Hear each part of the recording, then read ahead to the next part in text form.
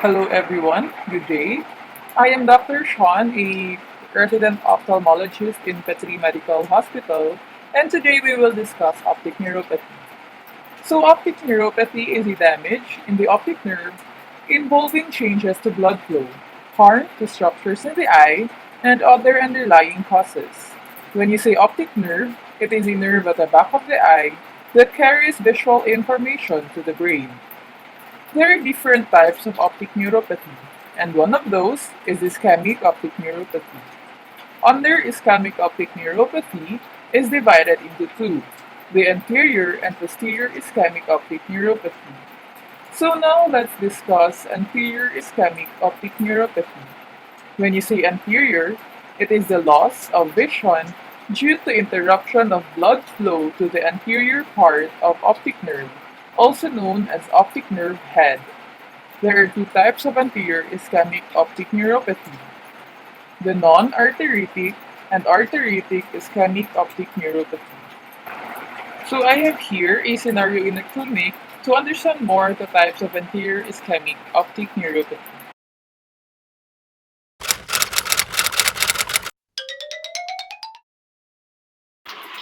Hello, Doc. May I ask what is non-arteritic ischemic optic neuropathy?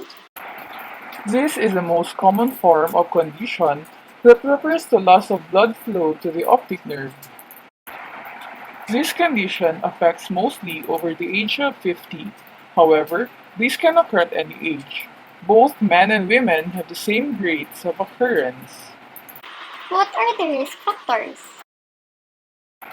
There are many risk factors such as smoking, vasculitis, sleep apnea, hypertension, optic disc drusen, and diabetes mellitus. How can someone have this condition? This can be caused by one of these. It can be because the drop of blood of pressure, increased pressure inside the eye. It can be due to narrowed arteries where interruption of blood flow may occur, increased blood viscosity thickness, and lastly, it can be due to decreased blood flow to the optic nerve. There are many possible causes of this condition. That is why it is very important to have thorough examination. Then how will I know if I already have this? Well, there are signs and symptoms that should be observed. On top of that, sudden, painless monocular deterioration of vision usually occurs on waking in the morning or even from a nap. A central vision loss can be observed as well as inferior nasal defect. Patient may be sensitive to light and glare, and also a relative afferent pupillary defect. Are they going blind? Possible, but not eventually. And also, there will be restrictions in the vision. So when this happens, the person will have a hard time to move independently.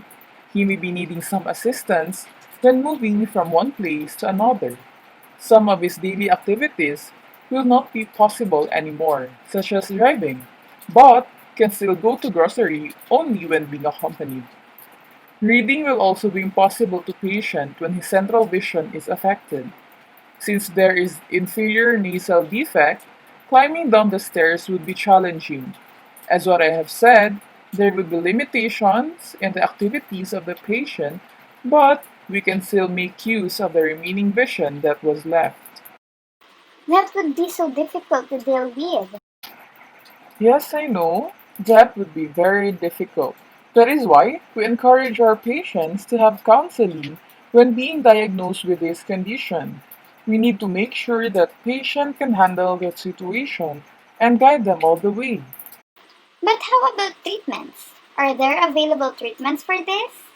Unfortunately, there are no treatments for this that are proven to be effective, but reducing the risk, including healthy diet, regular exercise, and treat the risk of diabetes, high blood pressure, and sleep apnea can help.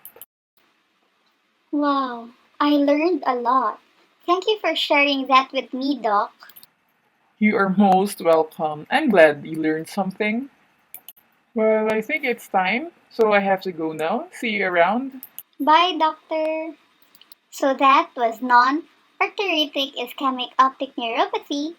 Hope you learned something too.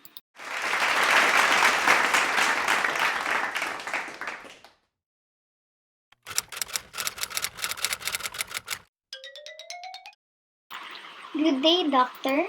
I was diagnosed by my other doctor with arteritic ischemic optic neuropathy. But I did not understand what he is saying. Can you tell me what is that? Okay, so arteritic ischemic optic neuropathy is a dangerous condition caused by inflammation of arteries supplying blood to the optic nerve. This inflammation is due to a condition known as giant cell arteritis. This affects 3 times more often in women than men, and most often affects those over the age of 55. What are the risk factors of these conditions? We do have systemic risk factors, and that includes giant cell arteritis, polyarteritis nodosa, Wegener syndrome, and rheumatoid arthritis. What caused this condition? This is caused by inflammation of arteries supplying blood to the optic nerve. How come this happened to me? I only experienced temporary blur. Yes, temporary blur is one of the symptoms of this condition. A painless, temporary blurriness or loss of vision lasting several minutes to hours before vision loss becomes permanent.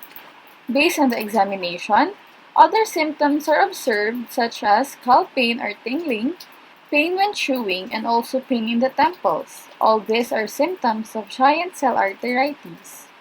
Aside from those I have mentioned earlier, there are also other manifestations that can be seen on the patients, and that includes transient blurring or loss of vision that proceeds with permanent vision loss, headache, neck pain, anemia, temple pain, weight loss, achy joints, and general fatigue. Am I going blind? Sooner or later, you will lose your vision, especially if no treatment is taken for your giant cell arteritis. You can have restricted vision. A central loss or diffuse field loss are possible to occur. You can still do things that you're doing before, but only in limited range. It would be difficult for you to read a magazine or books, and you can move independently, but due to your age, it is better to have someone to assist you in order to refrain from bumping into objects. Do we have any treatment for this? The actual management for this is actually the management of your giant cell arteritis, but we can still have steroid therapy to prevent visual loss since your condition is still developing. So that's all for today. Please come back next month for your follow-up checkup, and also, if something bothers you, you can visit me anytime, okay? Okay, doc. Thank you so much. And that was the difference between non-arteritic and arteritic ischemic optic neuropathy. And lastly, we have here a different set of tests in order to diagnose. First of all is the visual acuity. We have to check if there is decrease in the vision of patient or how severe its deterioration. Next is visual field to gauge any central or peripheral visual loss or scotoma. Measurement of pressure within the eye or the intraocular pressure should also be checked. A dilated eye exam is done to detect any damage to the optic nerve. Fluorescein angiography is done by injecting dye into arteries to determine if there are any interruptions in the blood vessels. Measurement of overall blood pressure should also be checked. And lastly is other blood work to detect conditions such as diabetes, vascular disease, anemia, or high cholesterol, which are also considered a risk factors. And that is optic neuropathy. So I'm going to end my discussion here. I hope you learned something and thank you for listening. Have a nice day.